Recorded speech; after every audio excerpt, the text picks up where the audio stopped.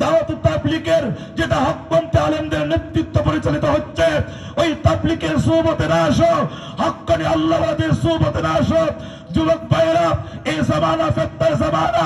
রাসূল বলেছেন সকালবেলা ব্যক্তি মুমিন থাকবে, বিকালবেলা কাফের হয়ে যাবে। ইন্টারনেটের ফিতনার জামানা।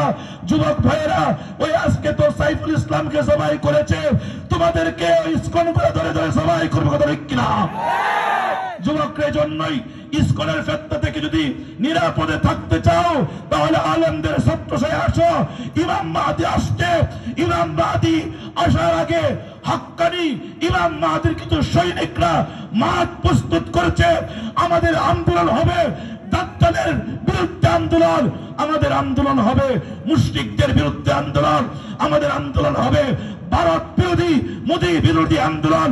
আমরা ইমাম মাহদীর নেতৃত্বে ভারতে যাব, গজওয়াতুল